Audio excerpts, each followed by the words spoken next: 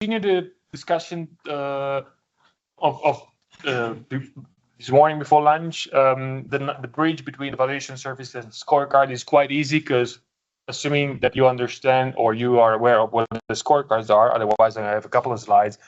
In short, in a nutshell, the results of the validation service with some filters applied, as we discussed this morning, ends up in the scorecard. So they populate the scorecard. So I have just the usual 3 slides to present what the scorecards are. This is unintentionally unreadable, but gives you the idea that we started discussing the update of software certification with stakeholders interviews back in 2021. And we always consider feedback also from you guys every time we met at the implementers assembly or during SAC meeting, international councils. We always progress this work up until these days. Most of the feedback on software certification related to export ended up in the scorecard service, very unofficial name, probably it's going to be something else, referred as to the scorecards, which is a web platform, very much like the validation service that it's developed by buildingSMART and operated by buildingSMART, and it provides an overview on how certain tools of certain application from certain companies performs for different parts of the IFC standard. Okay, so the idea in a visual way, so that you can ignore the text, is that we collect metrics from the validation service. We massage, process, filter those outcomes, those validation outcomes, and we feed them into the scorecard service that just displays the results in a, let's say, in a user-friendly way, using this concept of functional parts or IFC feature, whatever you want to call them. So different features of IFC. IFC is a vast schema that allows many things, and we group them into the so-called functional parts. There are 29 functional parts, if I remember correctly at the moment, which are the ones that are displayed in the scorecard. So today, the update is mainly around the new features that we've implemented in the scorecards. There is a new homepage or main page that allows us to search actually everything. So search by company or tool, but also by functional part. So that's quite a nice feature we were working on. And then a couple of improvements on how rules are displayed for each functional part. So the update of the main page is the following. So when you get to the scorecard homepage, the first thing that pops up is a search bar that allows you to type in anything you want, and then or you can choose between browsing the entire catalog of authoring tools that are available in the scorecards, or browsing per functional part. So same entry point, but you can start your research on different ends of the scorecard. So if you type using the search bar, it searches for everything. So in authoring tools and functional parts. So if you type ROJ, there are certain tools that have these text in their name or in their company name or in the application name. But also there are some functional parts like these project definition functional part that contains the same letter. So it's a nice way to accidentally find things. So you just type and you encounter results. Another way, more methodical if you want, you can browse by authoring tools or functional part. If you search by authoring tools, you get a list of companies, Perspectics, Autodesk, Inland, Vision. You get the point. And then when you open the company, you get the different versions or different applications from this company, SCHD. In this case, there are 3 applications, or to be more precise, there are 2 applications of a different version. And then there is a 3rd application from the same company. So this is kind of the breakdown that you that you get.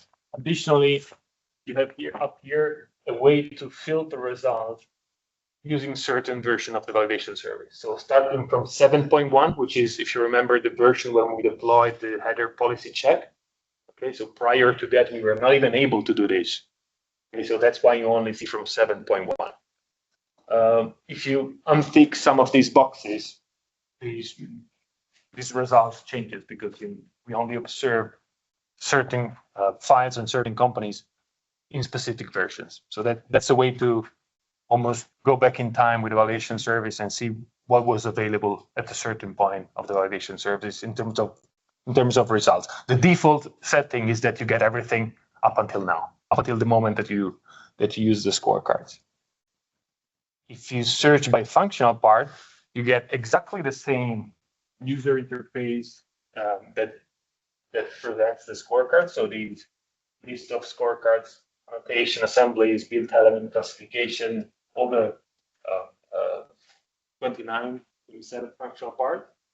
When you click on one of them, you get, as you did before, the name, the code. ANN stands for annotation.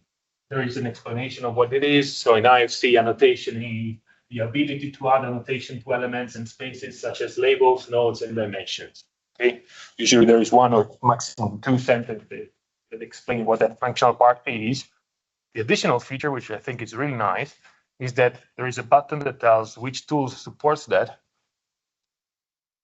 And when you click on that, you get basically a combination of the 2 pages, something that tells you what the functional part you were looking for is, and something that tells you in a very similar way, using this breakdown of company and tool, which tools support this functional part. I think this is a nice feature, especially because it changes drastically the way that software certification or validation or whatever you want to call it is perceived. So before there was this stamp that was applied on tools, regardless or considering all the possible features of IFC or not, you never knew. So in this way, we're going way more granular. So we are allowing the user to say, hey, I have to do a project. This project involves a lot of georeferencing and alignment work. Let me check which tools correctly supports alignment and georeferencing. If they don't support costing information, it's not a problem. I don't need that for my use case, for my project. So this also, in my opinion, changes a lot the way that users are transparently informed of what certification entails, in my opinion. Any questions up until now? Is this an internal prototype or is this a website revision? At the moment, it's a development environment. It's not public yet, but this is exactly the same thing that will be made public. So 100% same user interface. There is not admin view here. So all the things that we see now, we as a developers, everyone is gonna see that. So the same ability, same function, same everything is gonna be the same. Also, the repository, it's now everything is fully developed to be open source in GitHub. At the moment, it's a private repository. When we go live, we make it public and everything.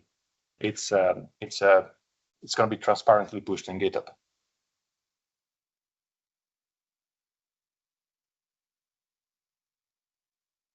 Okay, so this slide I made it just to show you what I already discussed. So also when you open a certain scorecard for a certain tool, in this case, IFC OpenShell Bonsai 0.8.2, at the date of 12th of August, we observed 13 files. Those 13 files were only for IFC 4.3 and including those 2 versions. In this case, we didn't filter them out. Simply, those are the 2 versions where we observe those 13 files. But similarly, you can toggle on and off depending on what you're interested in. So the results are grouped per company, per application, per version. And then you can toggle on and off the different IFC versions and the different validation service version. But the page is going to stay the same. Of course, the colors are going to change when you toggle on and off. But the page is there per vendor, per tool, per tool version. The other addition that we made is that when you click now on something because you see, the referencing which I needed for my project is red. What does it mean? When you open that, there is a side panel that is telling you, see, the code, the name of the functional part, the description, the ability to accurately define the geographic location and orientation, and then there's a breakdown of the rules, all the rules that the validation service checks for this functional part. The functional parts are composed of rules, so there can be one or multiple rules have the same functional part. And in this case, you're getting a message saying, hey, these 13 files, the overall result is this. There are 3 rules of the georeferencing functional part that are not applicable. So none of those 13 files triggered those 3 rules, GRF 3, 6, and 7.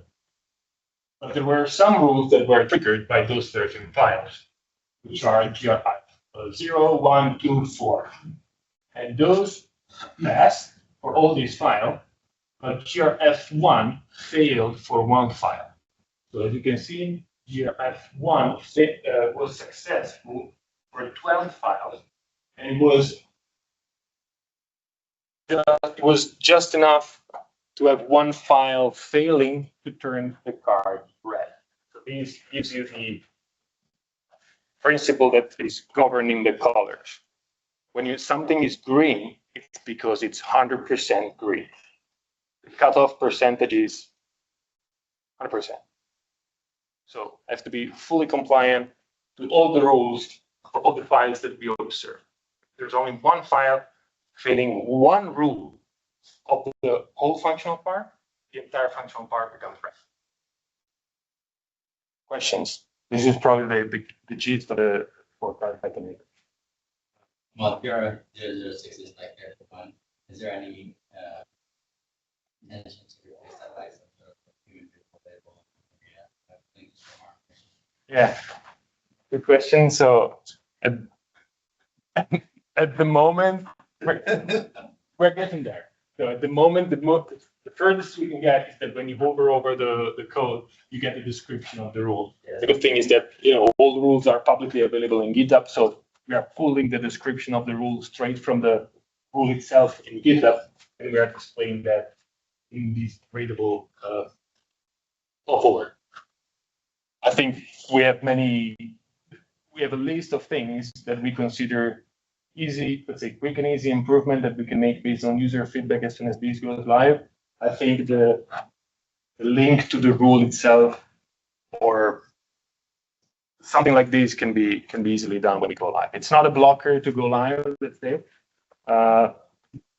We have multiple options like replacing the code with a name or hyperlink to the GitHub, but then people are pretty not confident browsing GitHub. So we don't have an answer yet. We're hoping for feedback. You guys are way more experienced than us in this type of UX UI thing, so we are very open for feedback for real. Yeah, I think goes along. Actually, to be honest, I linked to something like a data dictionary page that is even beautiful.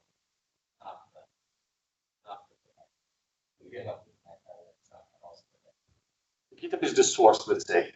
So given that, you can feed other pages, other tools to this. I think you saw the guy that created the couple. I'm gonna look up the link. So there is a guy that was struggling with GitHub, but still he had enough programming experience to basically take the GitHub rules as a source and build a website that it's just a user interface, like a catalog, a web catalog. You type the rule or you browse, then you click, and then opens up the rule with a description. So it's interesting, but yeah, we can do something similar. Specification itself, where it's applicable, would be helpful. If you violated something that's on 2.5, whatever the spec, there's a direct link to that. Yeah, because that's really the sort of ultimate. If it's written, this is the normative rule. 100%. I think we got this is one of the earliest comments. I think from Sergey, we got this originally saying Evaluation service shall never define rules that are not already written in the specification. 100%. The evaluation service is never doing that. And in some rules, we're also putting in the description. Again, this is a quick and dirty. In some description, we're putting the HTTP link of the IFC specification that contains the principle of that rule. And again, there are multiple ways we can do that. We can, one of the suggestions was placing tags into the documentation that points to the rules catalog. So when you browse the documentation, you see that a certain piece of text that people overlook is actually very important. And there is a tag next to that saying rule or constraint, whatever. That's another very good feedback. But this allows me to remind everybody that evaluation service and the scorecard are 100% open source tool, and buildingSMART is sometimes bounded to limited resources. So if these are easy wins that are in reach of people like you, Rick, or others, we are very open to these type of suggestions and support.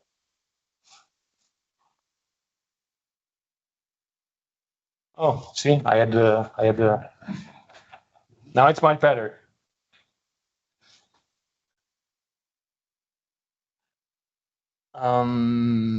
Okay, so I think this covers the main new features of the scorecards, and also give you an idea of what the scorecards are if you haven't seen them before. What we are working on at the moment are, well, the first one we already touched upon. So the digital signature is in place, but the filter is not.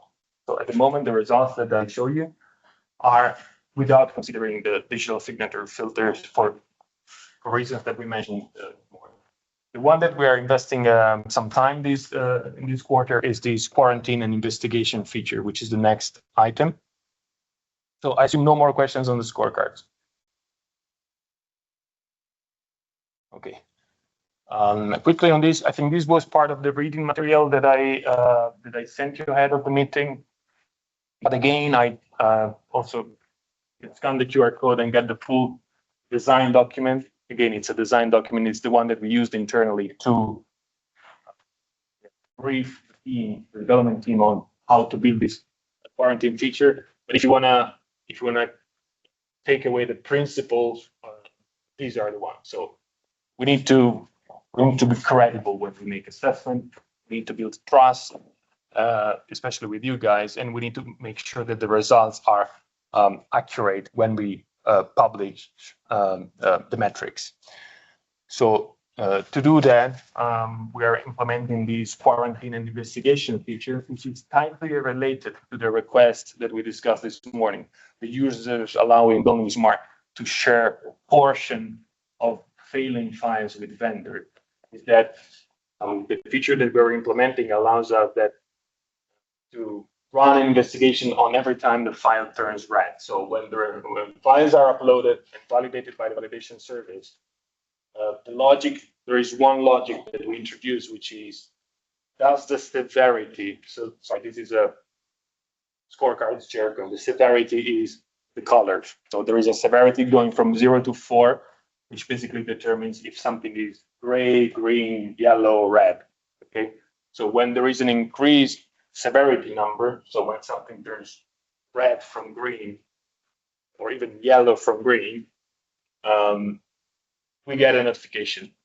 And from that moment, the quarantine starts, okay?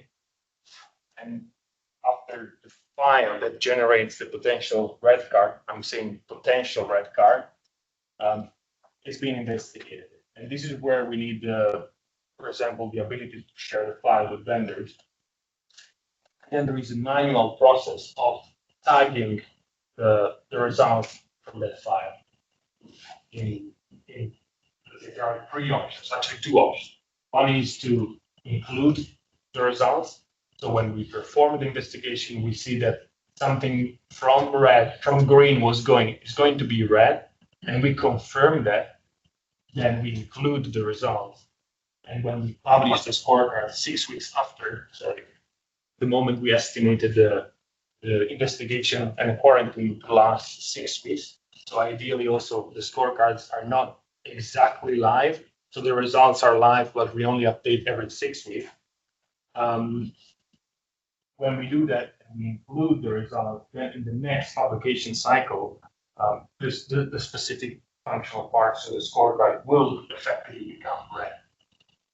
If we conduct the investigation and we find that there is a misuse of the tool, or there is a bug in the validation service, or, and that's another option, the user doesn't allow us to share the file with vendors, and so by extension, we cannot conclude anything, we might take the decision to exclude that particular file and prevent that file from generating the red card.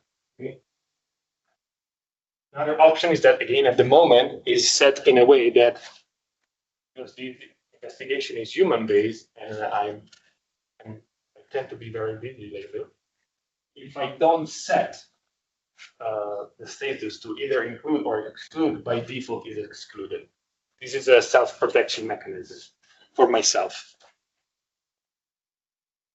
This is the primitive version of this quarantine investigation feature. I think we agreed with the developers that there are quite some open questions to which we don't have answers. And so our idea is that we're going to implement this basic workflow and we're going to test it out. I have no idea if I'm going to get 10 notifications per week or 100 per day. So still, I don't have a feeling of the scale of the amount of work that I will have to do as investigator. But this is just to give you an idea of what we are building. It's not yet there. It's planned to be deployed as a primitive version by the end of the sprint, which is the end of this month.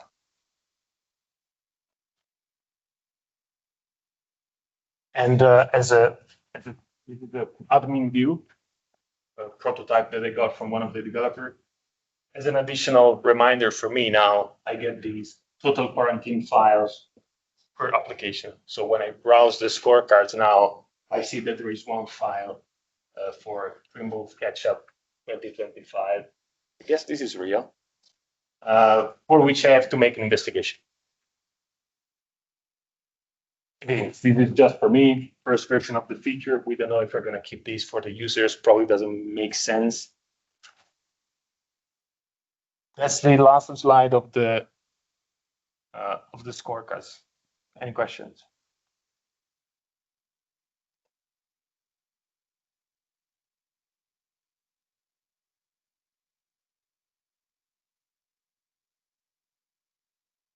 Okay.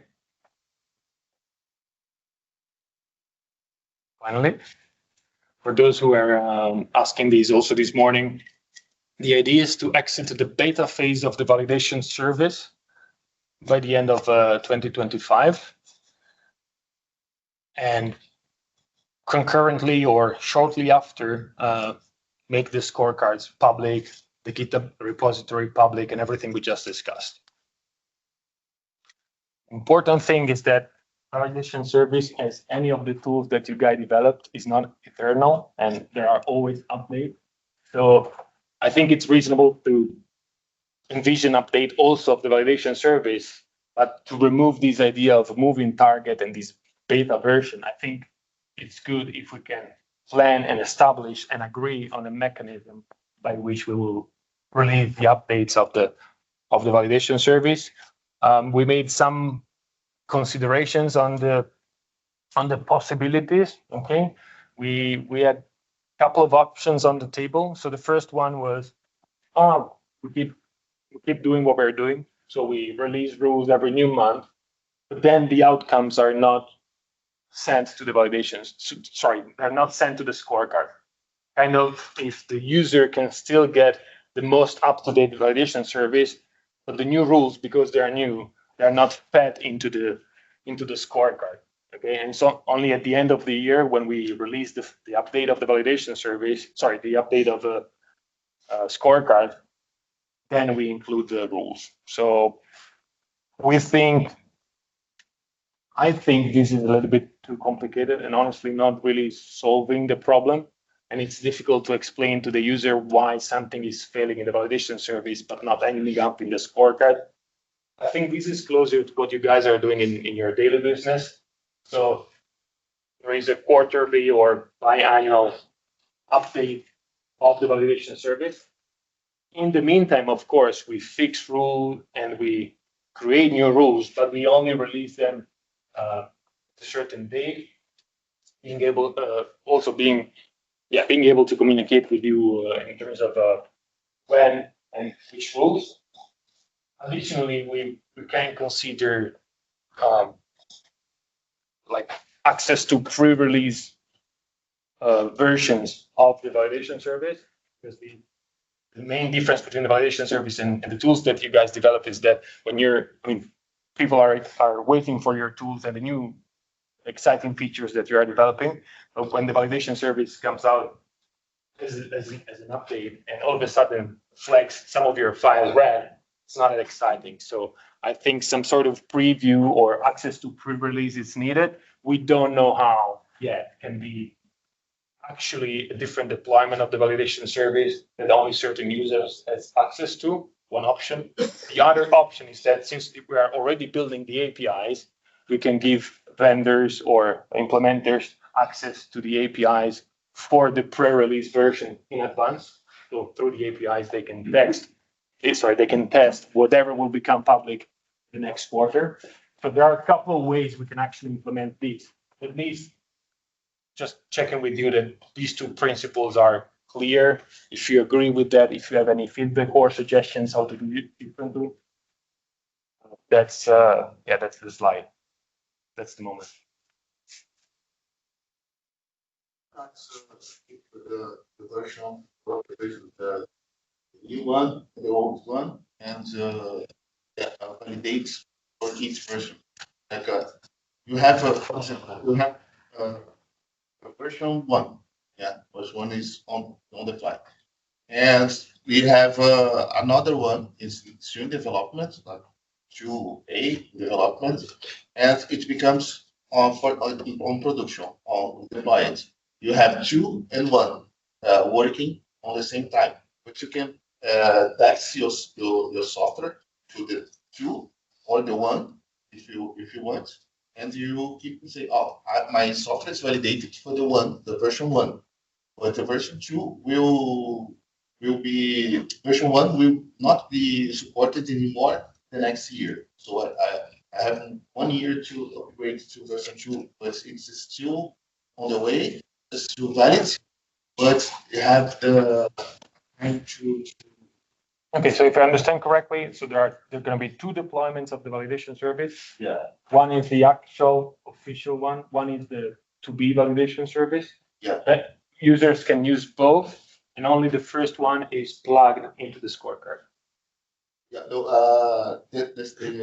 well, first and the second. And then we have a problem, because if I plug both to the scorecards, it means that users using new rules that are under development are gonna pollute or let's say, contaminate the scorecards. The idea is not the second one is not the future, it's the present, and we have a past that is acceptable for a year. Yeah, but the problem that I can figure out. For example,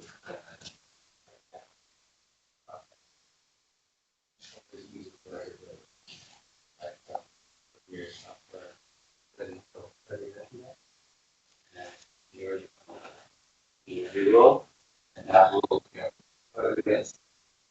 Right, so there needs to be something that is addressable in a meeting. Personally, I think that actually the thing that makes the most sense to use, that would also move most of on an annual basis. It would make sense to have an official annual release or whatever you want to.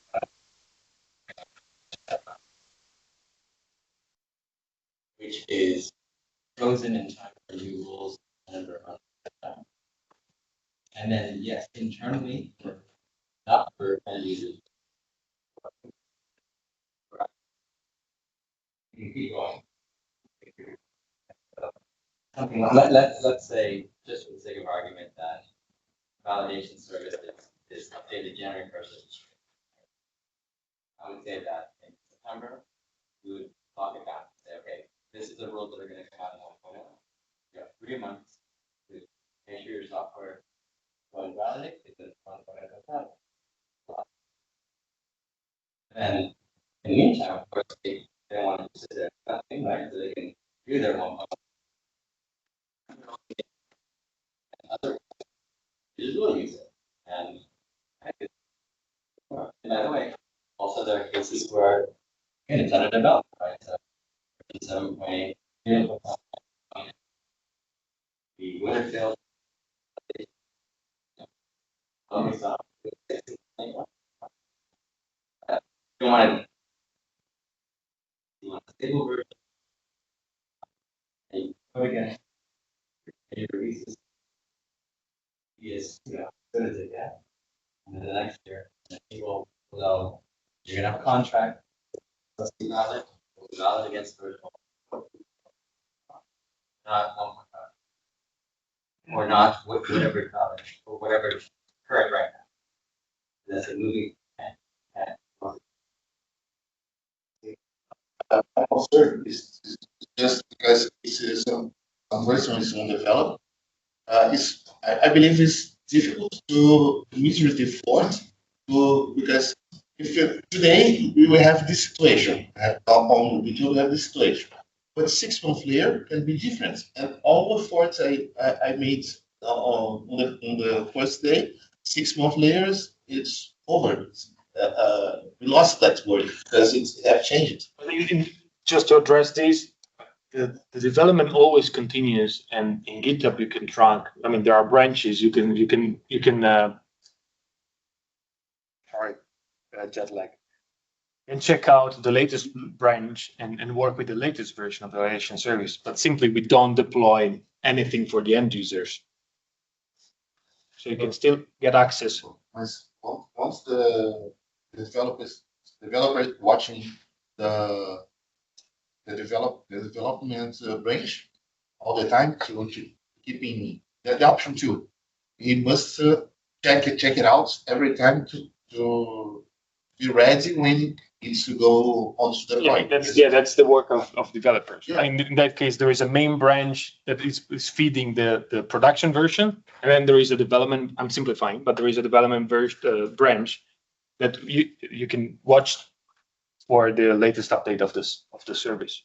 Right. And the key is, buildingSMART says the intention is that you only use the main branch for specified validation. Right? You don't want people doing this. Oh yeah, the branch is not the problem. I'm just thinking on the effort because imagine the company say when is the best moment to make effort to update my software? The beginning, the end, the middle. Where is okay? It probably depends on the company, but I believe this on the first glance.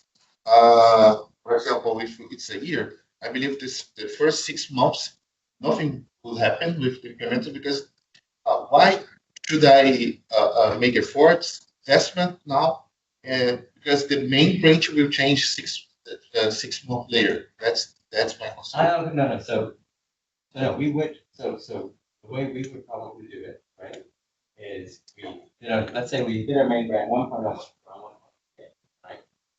Now 1.1 is out meeting the development branch.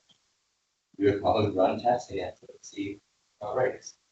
Because otherwise, you're right. If you wait till the end, you might not have enough time to fix it, right? So it's same thing we do with our own API developers. Releases. Here's the new API. You wait till the end, where the API freezes just much before we release. You can start that, or you can start looking through the nuts and say, wait a minute, I really care about this API. I better start thinking now. So you're right. It depends on it depends on. Maybe they're not worried about it because they know that their application is wonderful. Don't worry about it, right? You want to have the question? Please. We have a good figure of software when it's released once a year. There is a service pack for a specific person. The expectation from the customer's point of view, when we release the IFC expert 2026. And it's not hopeful. It's okay by your validation service, but then you add 3 months later, new rule, which different. Then we have the problem. If you think it's correct or solid, how do we know that some of the downstream applications made by someone, internal company, Sweco, After, they have their internal tools, written on top of our text, how we write the file, we change the file. How do we know that they will take their internal tools? Because now our product management will say that, no, we won't change. We will wait for the next 2027, because we are not able to reproduce the whole workflow. So what's there to fix validation service? If it's not being built, Yeah, I think it's the customers that buy our software. yeah, I understand. Yeah. Yeah, I think this is a, when I'm almost making this case, the principal point surfacing. I know this is annoying, you don't want to hear this, but I get it. I think it's related to what you say as well. For some reason, we're now pretending to get certified if you comply to a certain tool. The tool keeps up. But that's not the case. You get certified against the key version or 3, 4, 3. They're stable, they're not changing. So what the validation service does is continuously helping everyone to check all of these obscure, weird things that are in this massive documentation. What we're checking against doesn't change. Standard is fixed, not changing. We have a 4.3. If the validation service provides more insights in how you perform against that fixed standard, then that's just more insight. Like I said, I know you're not to hear this, but you have a principal point. Well, as soon as there's no new rules, there's just rules, existing rules that are now also implemented in a helpful tool. There are rules, but they are not defined. So in my book, we are playing a game and we are chasing the rules. While we are playing, we have a release schedule. So I would think it would be more honest regarding the scorecard that when the 2026 release is out, and it's time that this software was made by 2026. It would be validated that there's the rules that actually exist when the software was made. Then we can opt in that, hey, please, we have certified IC2X3 2007. Yeah, It will not pass your rules, but it was certified. But it was pretty sure at 2007. this is a good point, but if you continue this one, so you're basically saying IC2X3, there are certain things in there that are too vague to write consistent software against. So we're doing service pack updates of 2.3 in 2026 that now further clarifies these vague statements into 4.5 rules. But then it's not, and then you have a 2.3, what is this, TC2, and it would be a 2.3 TC3 2026. So it's a different step. Be happy.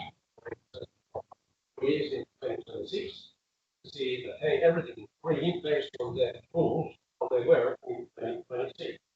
And 2028, and you add a more green in the documentation saying that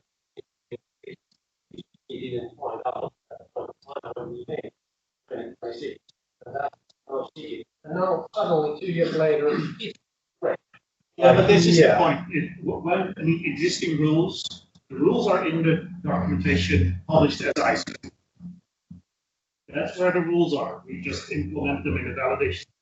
Rules are already. The basic part of human reading the documentation and figuring out what this documentation actually means, and we should debate on several paragraphs in the documentation what that actually means. Yeah, that's what I mean.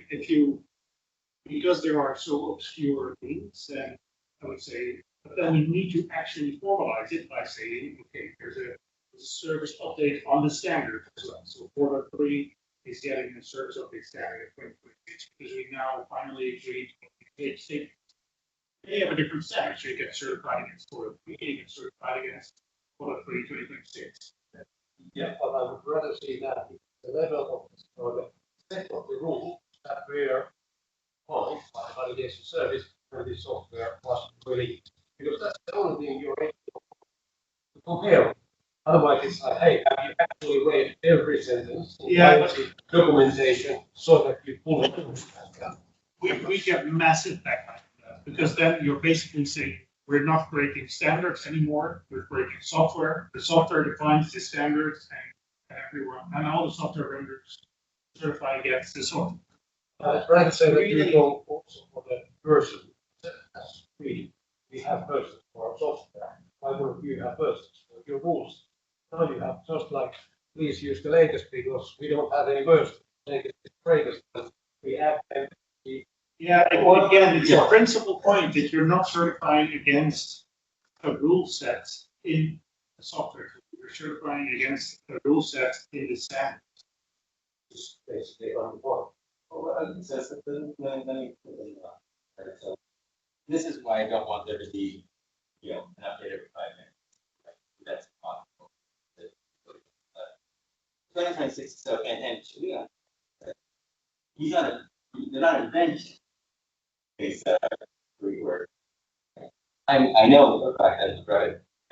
I see all of it, right? So this is gonna help me make better and better IC. And I think 2020, your 2025 version is good against one. Your 2027 version is good against 2 more. And at least when someone complains, says, hey, this is not red. You have a solution. Yeah. Why different? So it's actually good for us. Yeah, but the feeling that our users would have, and especially our product management industry of making privacy exports better, is that whatever they do, it's red. Like, because if there is new rules coming up, which are more precise than the previous, turning our older exports into red, which used to be. Because that is the current situation of 2017, where They then used to be first. I actually reached out and published this ice. Because it's a new rule, so you didn't detect it. And now with the new with the new version, now the rule was created, and now you'll be able to catch that. On the next version, we are going to really On the side of development, because for example, if I was of someone just followed this pilot, this is good to use that. Well, let me put myself on the side of the user. I mean, if the file is not valid against the standards, then it's not right. We just have more detections now to check that, but it also wasn't. It was really checked. We know that now. We're not able to see that earlier. You're not checking against the tool. So I do have to, first of all, I accept that we're not the standard rules everywhere. Right? I assume that you have this first initial file, which hopefully covers 80 to 90%. Yeah. Maybe also the way we can argue that some of these rules that are kind of nuanced, maybe they should be warning instead of correct. Right? So again, interpretation of the thing that came up. And 6 months later, this is broken. I'm in March, and I realized, of course, not hit it. Now, and the rule was, oh, you've got some orphan. I would not want Revit to stop being certified because there's a criterion not being used.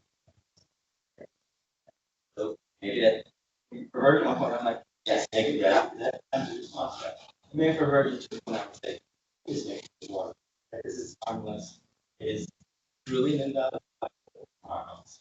Yeah, So I think that's where maybe, and if you have a cadence or you have time to respond, maybe that's. Probably that I would see a lot of value for software vendors to be able to say, their release in 24, we are applying rules existing in 24. Then we want to start rules, we have to template for 21. But there's nothing we can do actually for the situation in 24. And we have no information to set it up, fully understanding everything and expecting comes. Because we will stick with that. And their lifespans unfortunately is all of our customers.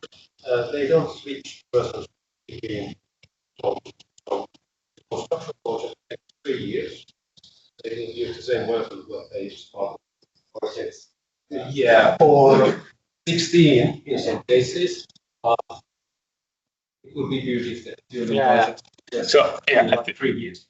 I think the main message here is with an established cadence of the update once a year, let's say January for simplicity, and a very clearly communicated pre-release in September, like gives you a quarter to work on that. Knowing that we only plug results for the scorecards only when the new version is out. So even if the pre-release exists for a quarter, still doesn't feed the results into the scorecard. The main message here is we will find new rules, or we will find other parts of the standards that are not clear, for which we need to build rules or wording. The message here is we can guarantee that we're going to make these improvements only once a year with a quarter of a notice period for you to test. And the option, because it's open source, to track the progress along the way and do whatever you want based on your internal effort and roadmap. So it's about being transparent, precise, clear, and especially not telling you what to do, but giving you all the information to take the best decision for your situation.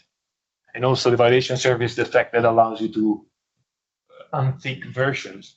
You can also demonstrate to users, if you untick the latest versions, that in 7.5, your tool was compliant.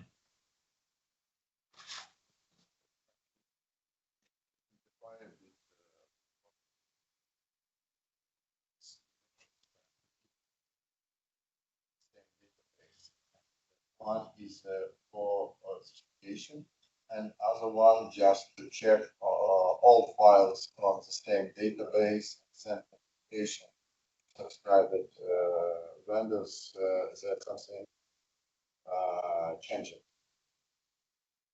In this way, R&B It's the same database. One is official one, and the second one you mean that development is monthly releases, quarter releases, so it doesn't matter.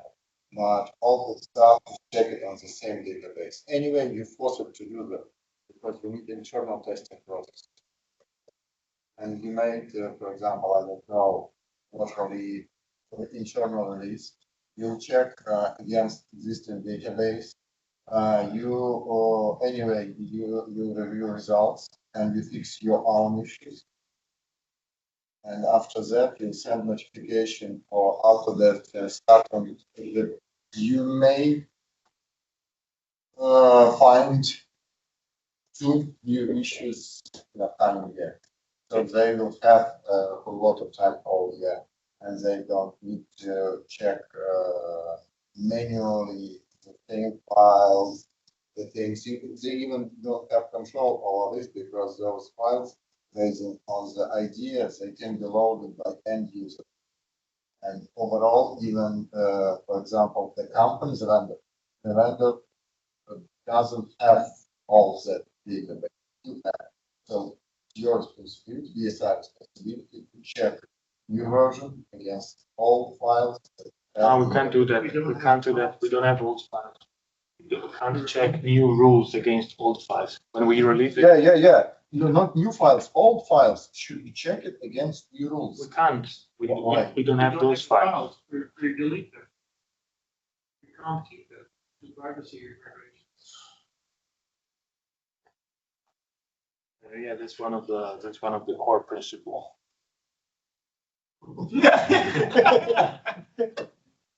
Yeah, if you like your developer seats, try user seats. Yeah, I think we're way over time. That was the last slide, giving you an idea how we are planning to get by the end of the year, at the end of the beta phase.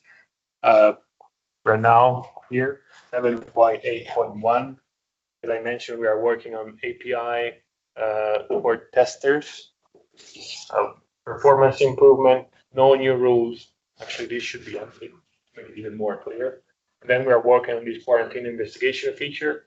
Then we have some work on observability. Actually, observability is also feeding another round of performance, because at the moment we're improving performance on things that we know can be improved. But then we need a little bit of an observability layer to understand what else can be improved in performance, because we're not 100% sure. Then potentially some new rules. The last quarter, as I mentioned, in this quarter, we are not developing any new rule, only fixing some new rules. Then keep refining and testing the quarantine and investigation feature that we are developing in this quarter throughout the entire quarter 4. Potentially getting your feedback on the API that we made available, that we will make available for you, and to be ready to also provide you with API for the production version when we go public. So that's the high level roadmap, gives you an idea of what we are working on today, what we will work on in the next quarter. It's not precise, so we might have some new topics in there, but I think we covered also the question in the corner. If we go live in 2026 with the score, is it with or without the digital signature filter in place? I don't think we have a clear answer at the moment. Yeah. So my request is, you sent out a survey that I think probably most of the vendors like 1.0 to come out with their next release, and that there be some amount of freeze before that, so that they can actually fully get started. So maybe if you send out a survey, say, hey, when in 2026 would you want 1.0 to be released? Right? Well, we get into a core month, that's obviously on it after February. Yeah, but I mean, code freeze is enough for February, really. And we have teams, and it will be well. So now people in May. Right. You know, it's They want mainly is the freeze, because then you have something to work against. And it will be management. They will be saying that, hey, here is this time, and what you need to do is be finding for the score. Then six people working for week, they will be positioned at this time. For their rep. Did not. Deliver, but promise. Because I understand the technical side. It's more of a customer experience, not customer expectation. Because they be there free. And with this process, it's really hard to get free. It's promise. It was free. I'll keep it. You can go back and you can say, if the rules are frozen this time, and 1.0 came out this time, we could. And the reason where I would like to have for the sake of the management and users, the really rule that new rules. We want them to fix any need to correct. The customers, okay, we're happy with that. We don't have to take Yes, I would appreciate a survey. Feedback. Yeah. If we can integrate the digital signature question as well. Yeah. Good point. Yeah, I understand, what you mean by new rules, right? You're not inventing new rules. You're implementing things that aren't currently implemented that are already in the spec. So I get that idea. Do you have a list of how many outstanding rules that the validation service will support yet? or are you just discovering as you go? And then part of why I'm asking, so let me be transparent. We've got this pool fund coming up with some funds to support this. I mean, this is almost already done. I mean, that kind of changes that conversation. We have a massive roadmap for validation service because it's not just rules against the schema, it's also this information consistency. I mean, Okay. all of the files that we currently saw and are fully green. As soon as I open them and I compare the geometry to the quantities, all of them are wrong. Okay. So On that one, we may end up. there's so many more things to do. For our understanding of that, will be different for them. Yeah, but I mean, if you take an average IFC slab that says it's 100 square meters and you look at a quantity set and it says it's 25. Okay. There's every file has some kind of an IFC wall in it that actually is a window when you look at it from the geography perspective. There's so many more things we want to build into the validation service. I mean, this is the reason why one of the long keeps going on paternity leave. We have a long list, duplicate shapes, like same shapes that, people exchange files, that you ended up with 3 exact same shape, exact same object, in the exact same place, undetectable at the naked eye. Yeah, we have a long list of those things, but we will never be 1.0 if we go through that list. Motivation to shift to ISC5? Do not develop this always. But no. Well, I think It's a nice byproduct, I would say. It's not the main motivation. but the struggle with the standard is one of the consequences. So we are struggling interpreting a standard that is way too complex. Even for us, we have to go through the text and take decisions on something that is not clear and cannot change. I have one item that is probably not for now, maybe later or tomorrow. It's related, just because Leon mentioned that there is an ISO work for 4.4. I know that some of you have questions on these, and the implementers forum will also be part of the supporting work for 4.4. I have 3 slides on that, but just leg is kicking it and Leon is kicking me out. So yeah, we're moving the 4.4 update and the BSDD probably to tomorrow. I want to give you this extended IFC5 update until the break, which I think is another 25 minutes.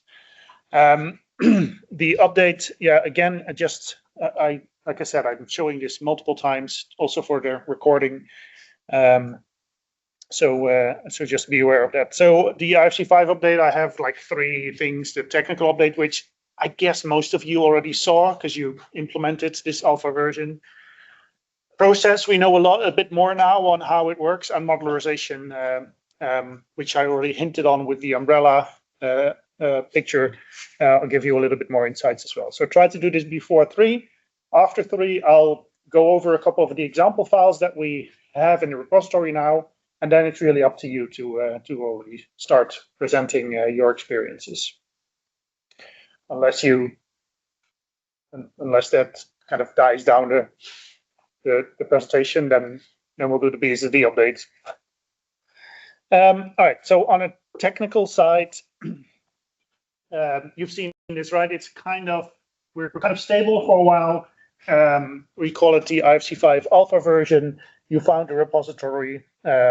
We have a separate repository for the schemas, which you also found, because even when you run it locally, that the Esri Wi-Fi still doesn't allow you to connect to those. Which schemas do you mean? Like the ones that are in this report? So when you look at the examples, there are links to ifcx.dev. That's where schemas come from. So when you go to that website, ifcx.dev, you don't see anything, but when you really go to the specific URL, it will download. So this is a separate repository, also publicly available. So instead of IFC5 development, it's called ifcx.dev.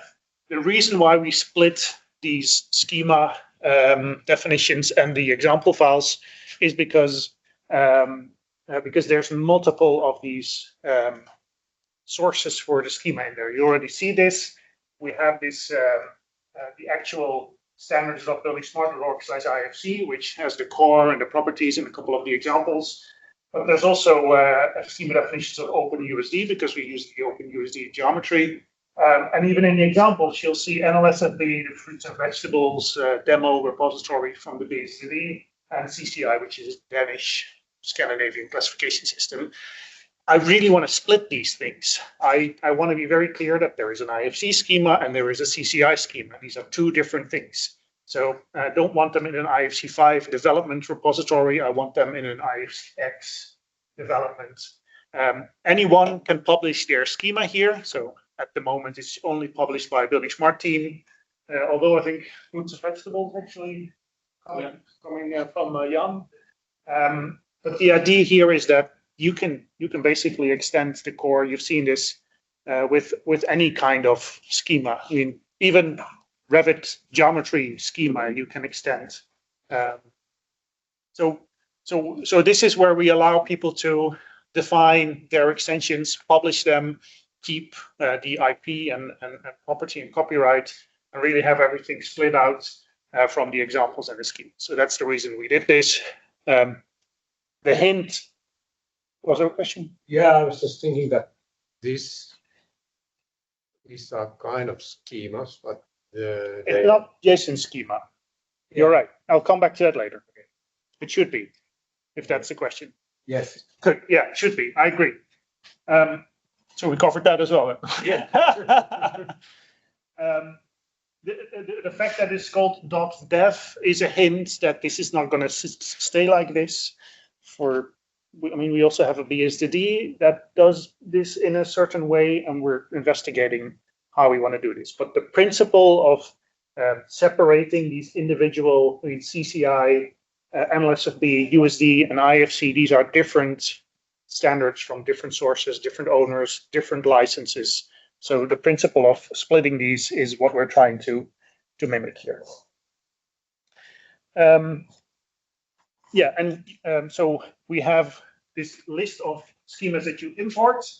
At the moment, in the examples, all of them come from ifcx.dev, but it could also be from somewhere else.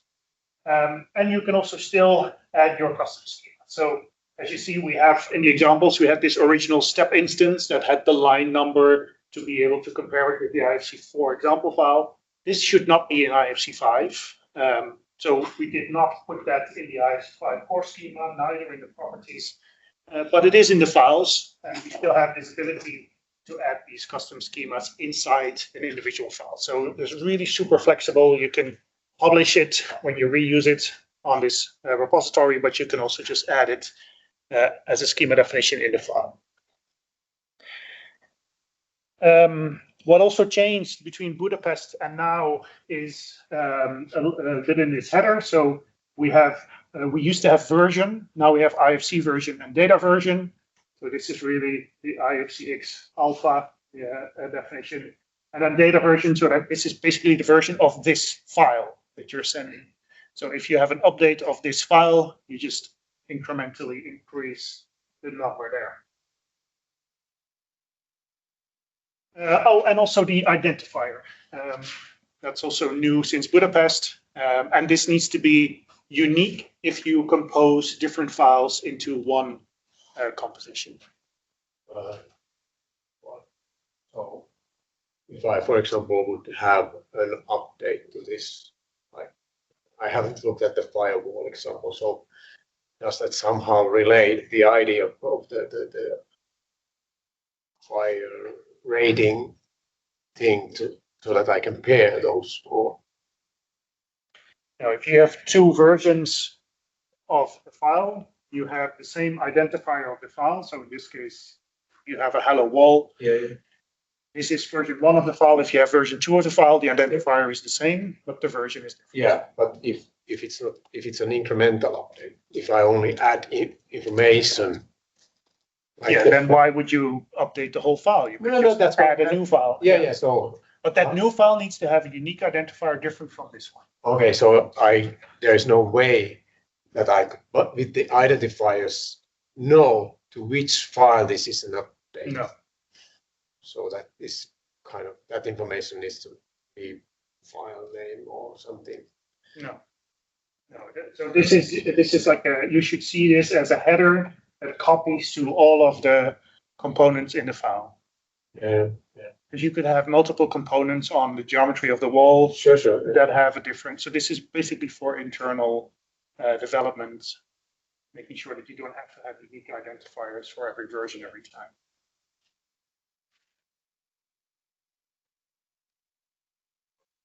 So let's say you have a delta file as a second identifier file ready. Right? How you know this actually is beyond, you know, Yeah, you don't. We don't have files. This file is a collection of individual objects, and you have another file with also individual objects. In the end, it's a collection of objects that you compose together. The way you know that fire rating corresponds to the wall here, that they both have. Same units, yeah, they have the same identifier. with them.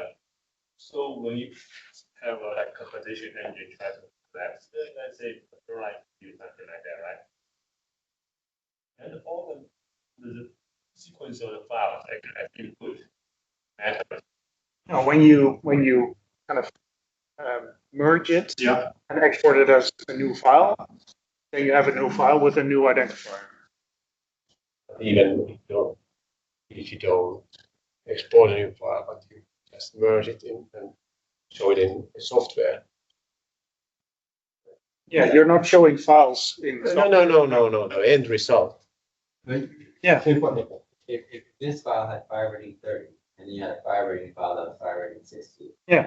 Then you read the fire rating 60 first. No, this is the order of the layers. Yeah, What is right. being shown. Yeah. So you order the layers into what you think it should be. So if you think the source of the fire rating 60 is more credible than 30, then you should put that on top or bottom. I don't know which order we're picking this time. So then you're basically saying, in my view, the fire rating 60 is the one that is valid and true. And then you want to merge that, export it again. You have a new file without the 30, with only the 60.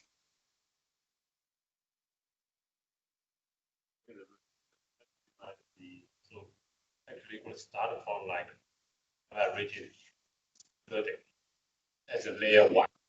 Then you have layer 2 is this. This be a value. Sequence of Yeah. Yeah. So then the software to implement actually only look into layer 1 because the object may not be exist. You read in a lot of data in different layers, and then you compose in order of the layers.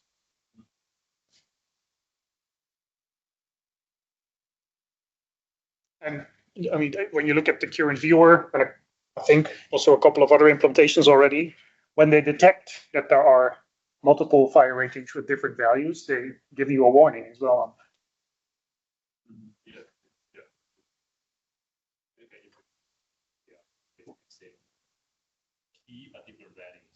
Yeah. So it has nothing to do with the header.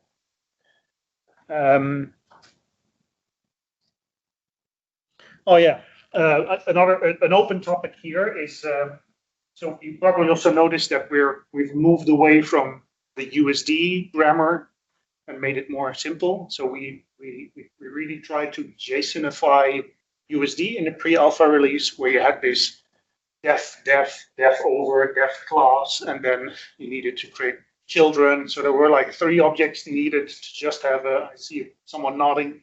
It was overcomplicated just to stick as close as possible to USD.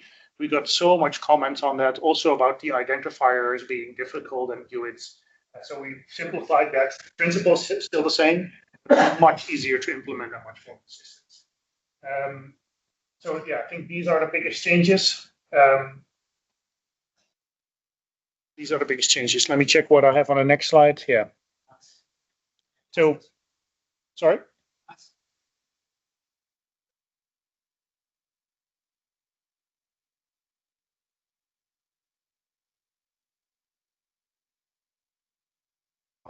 Yeah. There's somebody hand raised. Or is that a question? All right. I have a question about this file. Yeah, go ahead. I haven't seen this one before. I'm just still starting to look at it. You're talking about layers, and one thing I'm not sure about is where is the coordinate reference system specified for the geometry in this file? Come back to that later. So most of the IFC files today, but also in IFC5 are just Cartesian starting somewhere at a 0, 0, and then you add a CRS to that to explain where it is on the map. Okay, we'll get back to that I later. have an example on that actually after the break. Okay. A bad example. So we need your help. That's one of the first things I always look for. Yeah. Where is this data? Thanks. Yeah, it was path before as well, right? Or not? Was it identifier? Identifier. Okay, yeah, it's called path now. There are some implications of this. For example, we now have like a human readable name and a UID, but the human readable name sometimes has no human readable meaning. A void is you don't see it, you can't click on it, but you do want to know that it is a void, and it's a bit annoying to then have another object again to say that this is a void. So there's a topic where we need to standardize these names as well for some cases. So just again a very quick overview of what happened between pre-alpha and alpha, or in other words, in the last 6 months. These identifiers, UIDs, have changed. We still have all of the functionalities from USD that we had before, but it looks less like USD. It's much more simplified ECS now. We have these schema references and individual publications of the schema on ifcx.dev. It's defined in type spec as well, for those of you who may have seen that, besides Pasi, who's the only one who commented on that. Yeah, well, and I was missing actually the open API spec. Yeah. The nice thing is that we tried to define it in type spec and then generate all of the different interfaces. It worked. Also JSON schema.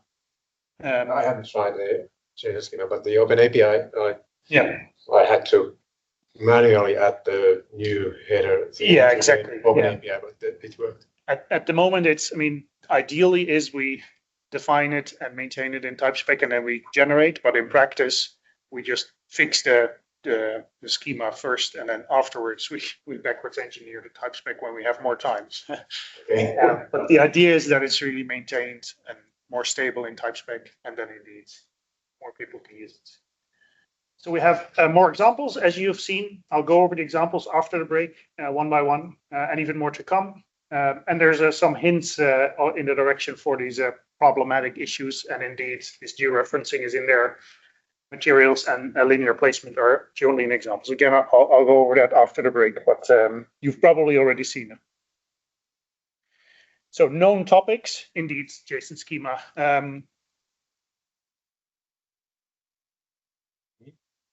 Yeah, open API. Yeah, there's the short version. I can tell you the long reasoning why it is. The schema is also published as IFCX, but the short version is we get so much comments on it, it's not worth it. So I think we need to move to JSON schema and publish it as JSON schema. Okay, and that, so not open API, but JSON. Also open API. Okay. Yeah, so from type spec, it's relatively easy to do that. But at the moment, the schemas are published as IFCX in a almost proprietary syntax. So that needs to be done in JSON schema. So the same format that is in the IFCX dev, IFC whatever dev. Yeah. Okay. Yeah, the IFCX dev needs to migrate to JSON schema grammar. We get a lot of comments on that, and I think it makes most sense as well. I can explain to you half-baked why it's not at the moment, but it doesn't matter anyway. I already mentioned this, the naming of the names. So void is something that keeps on turning back, and you want to recognize that also when there's no further definition on top of it. So we need to standardize the names as well. You had a question? Yeah, actually, translation. Project, right? Is there something you can use here as well? Completely separate. Oh, yeah, but I thought maybe you can use. No, this is about standardizing codes, and the translation framework is about human readable names.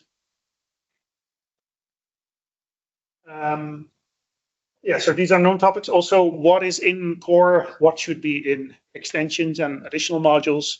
I think we have a pretty good feeling about that by now, but it is something that we need to almost set in stone before we start the ISO process.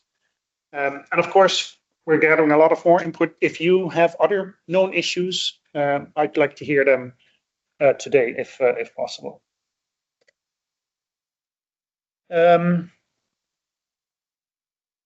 Oh yeah, this is as you see, the issue list on IFC5 development is also quite active. So the big topics are here, but there's also a lot of smaller topics. Some of these are just questions of not issues, but because we haven't focused on documentation too much, it's just slowly building up the documentation here by answering these things. But there's quite a lot of activity, as you see.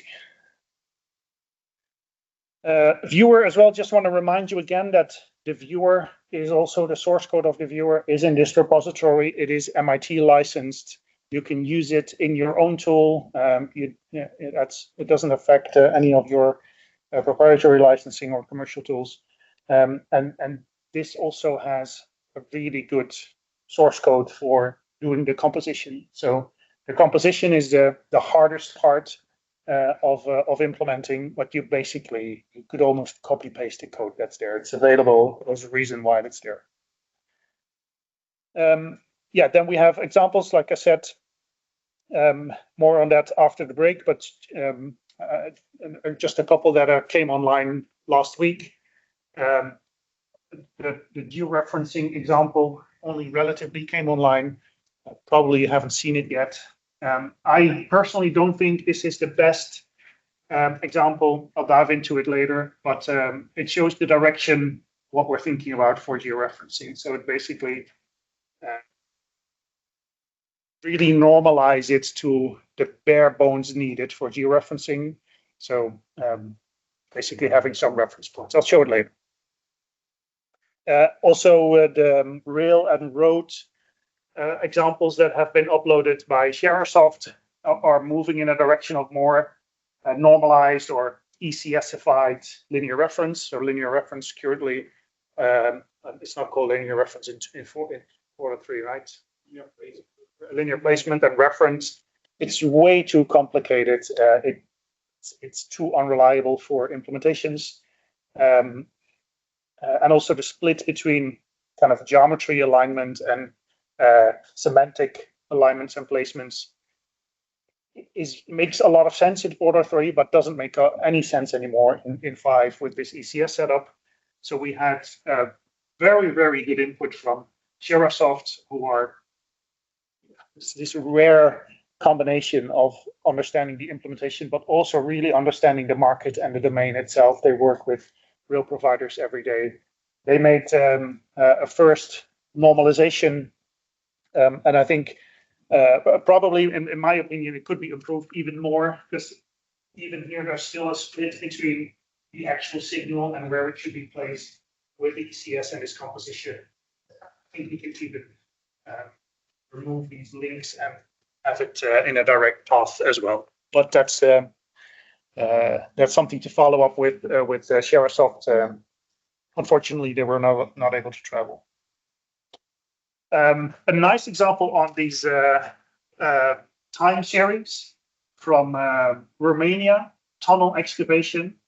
So this guy looked at IFC5, understood this principle of building on top with different layers, and he said, well, I can create an IFC file of what my excavation machine has excavated in a certain day, and then I don't have to do a new full IFC file every time to show what is excavated. I can just do individual files, and I'll just load them in completely every time, and I have the full overview. So this is one of those really cool use cases that I could never have thought of starting IFC5, but actual users putting their hands on this immediately see advanced use cases and also produce them and share them in the repository. This kind of stuff makes my day. It's really cool. And he intentionally made it into buildingSMART colors, so it's not even a coincidence.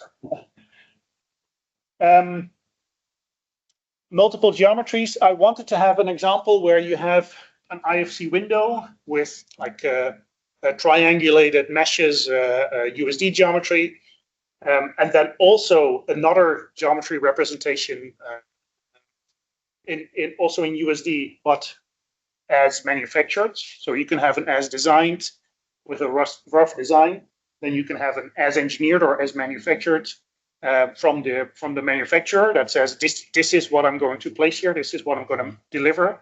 And then maybe even a point cloud geometry of that same window as well from the contractor that does a point cloud scan and says this is my proof of installation. So you would have one object with a GUID that has 3 different geometries in the file that you could switch between. That was my dream example going after this point cloud stuff. But it's really hard to create a point cloud of something that doesn't exist. So we ended up with a point cloud example. That's why it says not too good example of multiple geometries. You see here that this is IFC geometry or USD geometry from the S1 building and a point cloud around it. And it's linked to the same site.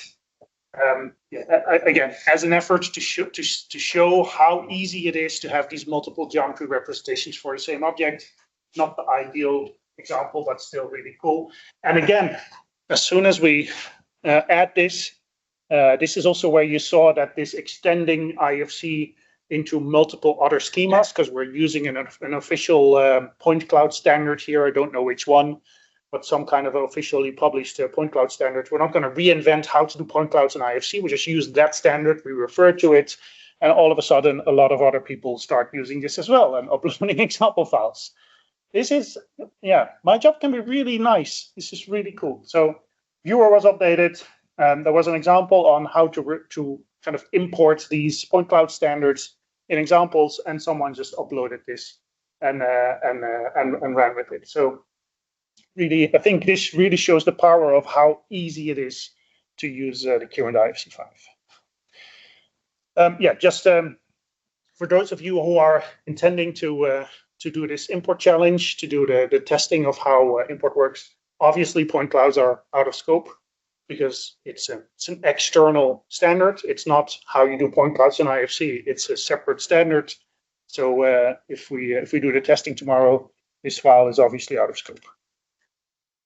And also recently online, I think yesterday, even during my flight, it came online, or maybe the day before, is this PSORT example. I think you've all seen this, right? There's a professional certification who does courses, and then you get people doing getting courses and doing an exam, and then they are like a practitioner certified. I don't know how it's called, sorry. But when they do the courses and when they do the exams, they use this model, which is published as IFC4 and 4.3, and now also published as IFC5. So it's the same data. It's a valid model according to the validation service. So this is kind of our Utah teapot for IFC these days. This is also what we use for import certification of IFC4 and 4.3. So we know exactly which markers to select and which chimneys to check the types and the all of the other stuff. And this is now also available for IFC5. All right. More on this after the break. So these are like technical updates so far. Any questions here before I move to like the process briefing of IFC5? Any surprises? I would say yes, because a couple of them only came online quite recently, but I think the principles have not changed. Just a Okay. quick question myself. Is there going to be kind of here the preferred thing that IC would like to use, or can you use any old standard you want? In principle, you can import any kind of other standard you want.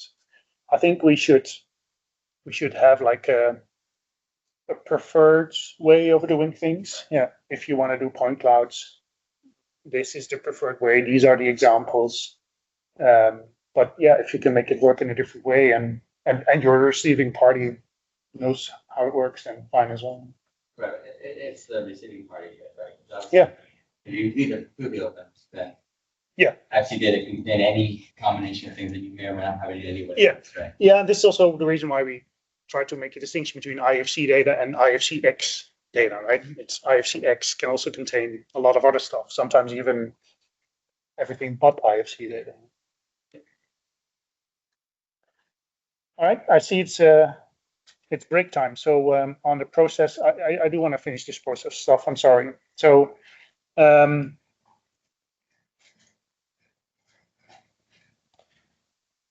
so we've been talking about IFC5 and modularization and the core and different modules.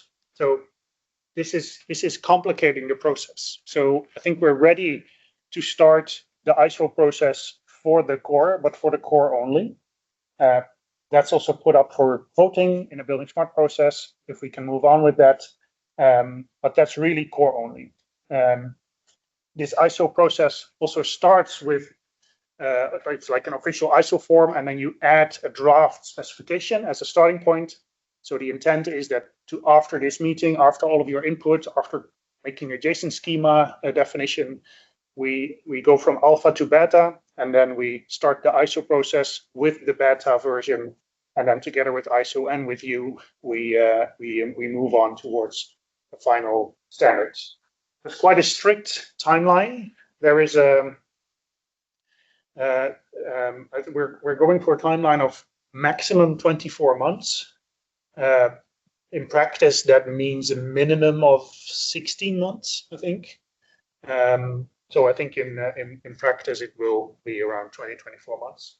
When you're planning to start that clock? There is a big ISO, so we also need to educate ISO on this, that we're only starting core, and we also need to discuss modularization.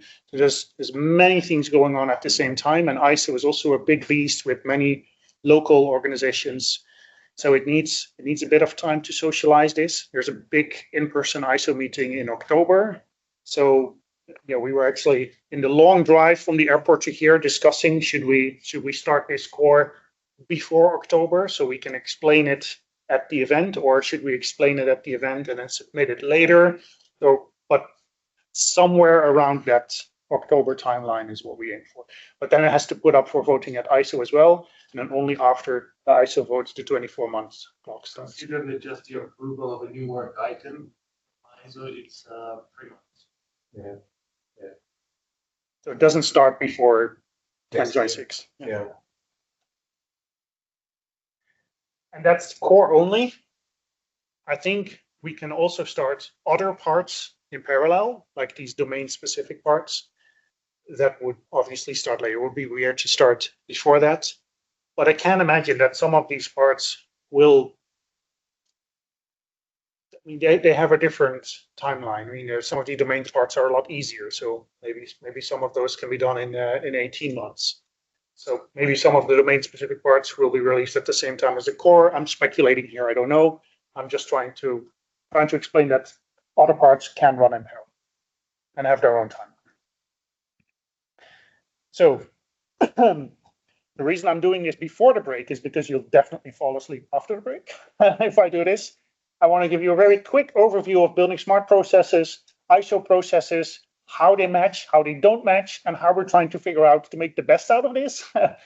So this is the official buildingSMART process. Like you see, there's an exploration phase where you mainly think and act a little bit. This is called incubation, and then over here, the actual BSI process starts with initiation of an actual project, development, and approval to final standard. So So far, we've been very comfortably moving in this incubation phase because there's less rules. We did some acting as well because we have a pre-alpha and an alpha release. We now have permission to kind of start this formal process after the first consultation with the standards committee.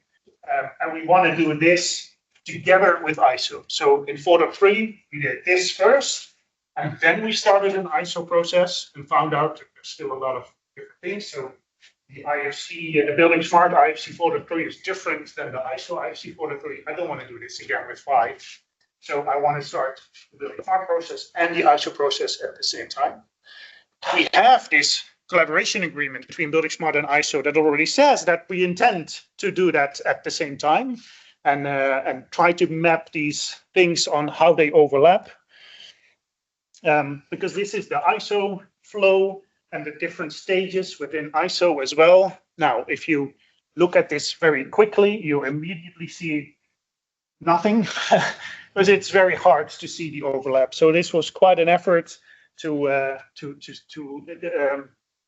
make sure that the buildingSMART official process and the ISO official process and the mapping between new work item, activity proposal, the PAS, what is PAS in ISO preliminary, public available standards is almost the same as candidate standards. So, and then if you map that together, not only the outcomes of these process steps, but also the process steps themselves, you get this. At least we think. So this is the best working view, also harmonized with ISO. There's a lot of ISO people involved in this as well, fine-tuning the wording and the naming. So I will take the next hour to go through this. No, just kidding. So just to explain, we have the BSI process, the ISO process, and when we try to really make sure to see where to interact. So what we have now is a BSI project plan for the core of IFC 5. It has an attachment to start a new work item proposal with ISO. That has been put up for consultation or voting. I don't even know exactly what it was. So that means that as soon as we have the outcome and permission to move on, we are engaging with ISO and start the proposal for a new project within ISO. That ISO has the ballot on it, so this is taking 3 months. It eventually close the voting, and ISO has a new project. So this is probably beginning of 2026. And then also we bring in this data, this draft, because that's quite common to start with that. Like I said, I think we're here. Long story, but we're probably somewhere there.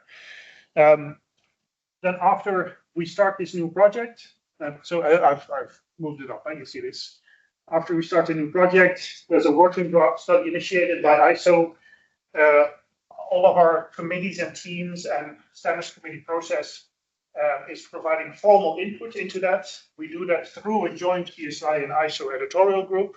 The BSI editorial group representatives have already been endorsed by the SCTE at the moment, so that's in place as well. We also want to have public input from GitHub, so you see this is how we want to interact.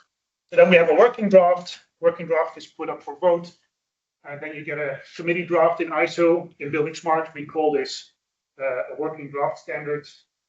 Same flow here. There's a lot of people within ISO and buildingSMART jointly getting public input, also from you and from members, following the process to then, together with ISO, initiate this committee draft voting, and then we do it again until we have the final standards. Candidate standards, and we do that again. We do that again to get the final standards.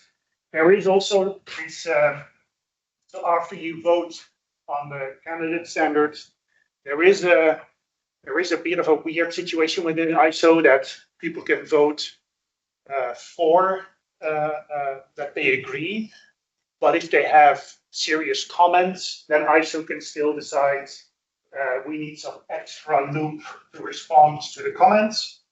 Within buildingSMART, we don't have that, so we said it would be a joint BSI and ISO editorial group. Again, that has SCT and SC input here. So this last part is not a formal voting because we don't have that, but we still need to facilitate this. This is also how it's done with Holland. So, no questions? No, why did we have to see this? I was told you all wanted to see this, so I'm showing it to you. Eventually, we have a final standard and an ISO publication, so not a buildingSMART final standard, and then start ISO. This is all in parallel.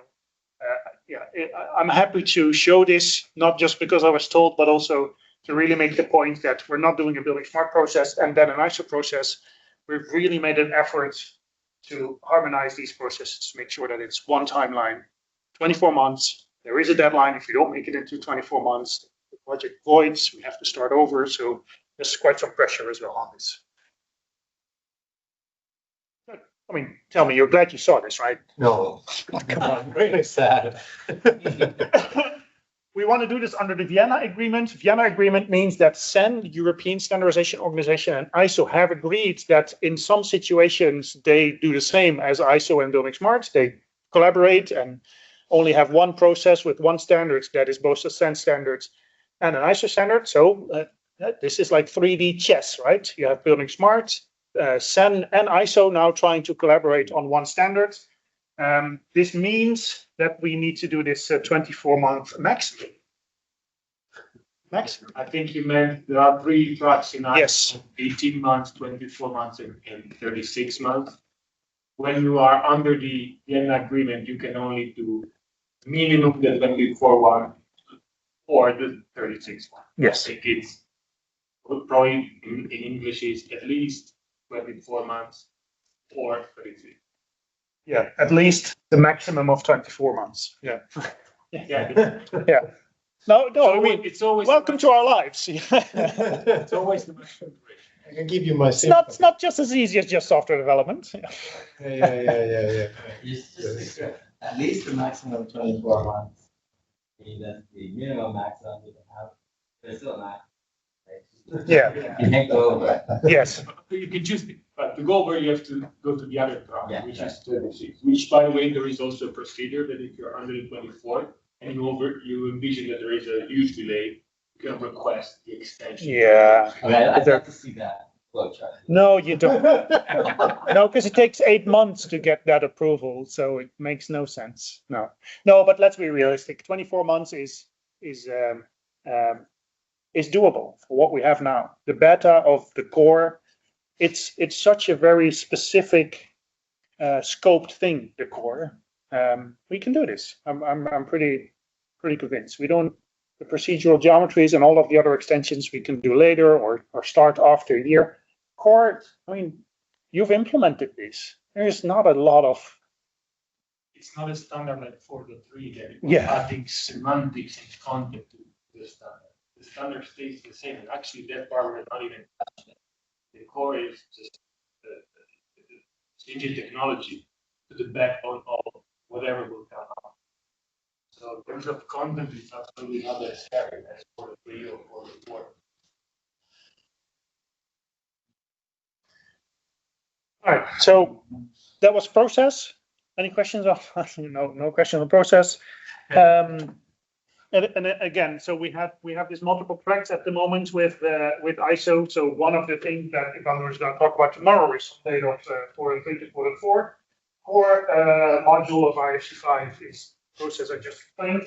But there's also this modularization, and what we've been discussing with ISO so far, and this is really just a draft, sketchy first idea, like I said, based on ISO 19650 and step inputs, where we try to reserve numbers for this ISO part. So this is the current idea. So the first parts 1 to 9 is for continuing the current 4.x stream. Then 11 to 19 is really the core modules of IFC5. We have core extensions 21, 29. And then from 100 onward is these domain semantics and industry practices, which realistically I think will not be an ISO standard, but at least we reserve the numbers for that. Just to remind you, the current ISO standard is 16739-1. So this is part one. So IFC 4.3 is part one of the ISO standard. At the moment, it's the only part, but you just understand that with 4.3 we already hinted on there will be more parts. From the looks of it, but Vandro will take that mess tomorrow. From the looks of it, the updates to 4.4 will also be part one, which means that the current part one will be, what's the official term? The update of The new 4.4 update part one. it's 24 months since the beginning, so Yeah, but I mean, I want to say that this 2024 version will then be replaced. means republished, which means cancelled and replaced. Yeah. So this one, because ISO can only have one standard at a time, while as you know, buildingSMART keeps and maintains all the previous versions. So ISO has to cancel, retract, and republish another one. Yeah. So the current plan, also based on the input of this group, is to cancel and replace IFC 4.3 as part one for IFC 4.4 as part one. We don't want IFC 5 to cancel and replace IFC 4.4. We really want these two things to be formal ISO standards at the same time. So that's why the current suggestion is that the core schema will be published as part 11. So not part 2, because we might even have a part 4.5, version 4.5 or whatever, or what I don't know. There's a lot of ideas on that. So let's start with something else that also starts with a 1. So the idea currently, when we submit to ISO, is to have the core IFC5 schema published as part 11 of this standard. And then from 11 to 19, we kind of block these numbers as well for going to part 12 that defines the API, and maybe even a part 13 for binary formats, which is debatable. So these are like the core. We keep the numbers 1 to 9 for the IFC4 track, and we start the numbers 11 to 19 for the IFC5 core modules. Then we have these core extensions, so part 21 to 29. We can have a general principles of extensions maybe as a part 21 that is pretty stable. Maybe we need something typically on how we refer dictionaries. I currently think that we can cover that in the core. Procedural geometry is definitely something we need to do. So this is not in the core, but it is a core extension. It is a kind of a principal extension. So this includes these profiles that Juha is constantly pushing me on. Also parametric geometry. Design transfer view is a name for this. And also hinted on that if you have this IFCX file, it's relatively easy to create an IFCX file that defines the requirements you want someone to provide. So eventually, I think the current IDS and VCF XML formats will also be integrated into the JSON formats.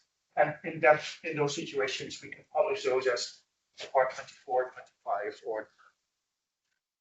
If there's any questions, just shout out, right? Because otherwise I'll keep talking until coffee. These core extensions need to be maintained by BSI, with the governance procedures, obviously with SCTE and SAC and this group. Just making a point of that. Then we have parts 100 and up. So this is where the domain extensions come in. So Maritime, for example, now wants to create additional classes, entities, and properties with definitions. They can do that. That's wonderful. And then at the moment with IFC4, they have to wait until the next version to include it or put it in the BSDD or whatever. In the new setup, because of this mobilization, they can just pick a number, Maritime 100 and whatever, publish that as a separate part of the ISO standards. This can be maintained by the BSI Maritime domain. They can have a separate release cycle, a separate update cycle. Could be every year, could be every month. Those would then also be specifically published as ISO standards and as these extension modules from the core. we need to figure out how we do that within the current governance structure. We also need to figure out how BSDD can we leverage for that. Yusheng has some ideas for that. But also with shared entities probably, because there are entities that need to be maintained by multiple domains. Also need to figure out who does that, but this is the current idea. I see a lot of people making picture of this. Are there any questions, or should I see this as an endorsement? Not yet. Not yet. Okay. Yeah, and then this last part, again, industry practices is a little bit inspired by the STEP standards, where it's called application protocols, I think, where you basically define how are you going to do structure analysis. So that would be a combination of domain semantics or extensions in IFC5 or whatever. Currently, we have these cases of reference view and coordination view. This is also where you can define, this is kind of the preferred way of how to do point clouds with a certain standard. I am not sure if this is like static enough to become ISO parts. I'm 100% sure these things will be there, but we have a really nice dynamic UCM as well. We have a GitHub publication tool. So I can imagine AES, for example, they're quite keen on standardization. If they want to make this into an ISO standard, I would say pick number 206 and go for it.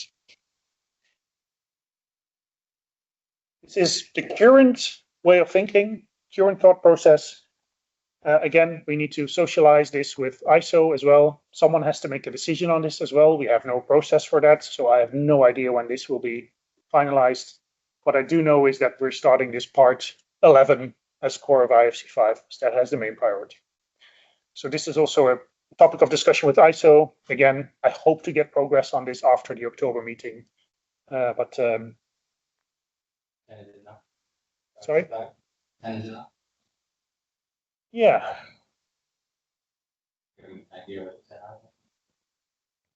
You mean these?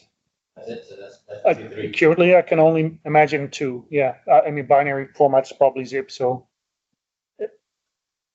we have room for more, but API.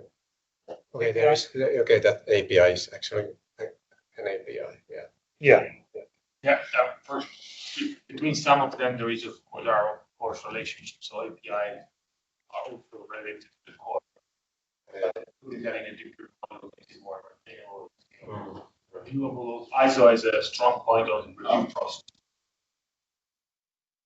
Question. Ah. Every other part is to go through the ISO. Good question. So can you put multiple parts so or each part has to have their own process? No, the process I showed earlier, that is the process of BSI ISO Zen. So if you now start a maritime domain semantics part, it has to follow the same process as well. Okay. You could shortcut it a little bit by entering a little bit lower. So if as buildingSMART we say we already have this candidate standard, it's quite mature, then ISO allows us to start the process a little bit further up. But in reality, it doesn't. You still have to go through this 16 months of ISO procedure anyway. So, yeah. Yeah. So basically, what I was doing is like, so for example, part 21, part 22, and part 23. Can you lump them and going through the same process, or you have to do part 21 process, part 22 process, part 23? I think it's the latter, to be honest. But it's a good question. We can check that as well. You can have multiple publication projects, that's how ISO called it, in parallel. Yeah. But if there are different parts, there are different. It's just different standards. Now they are updating 19650 part 1, 2, and 3. They are updating them in parallel. But I got emails to vote on 3 different items. Okay. When are we coming back? Because it's not 3:30, I guess. How much time do you need for a break? Who wants to present something after the break? You wanted to present something. I did some things. Oh yeah, you need to go You need to Tomorrow. leave early tomorrow, right? Yeah, around, well, maybe 1 o'clock or something. Okay. So, So let me show what we had for after lunch. It's not this. So I wanted to go over the examples. I think I can do that relatively quickly. Because I have a one picture for every example, and then after that, floor is yours. So the idea was on the agenda. The idea was that you share your experiences with going over the examples while trying to import them, and basically the rest of tomorrow as well. So yeah, if anyone's jet lag hasn't kicked in yet, please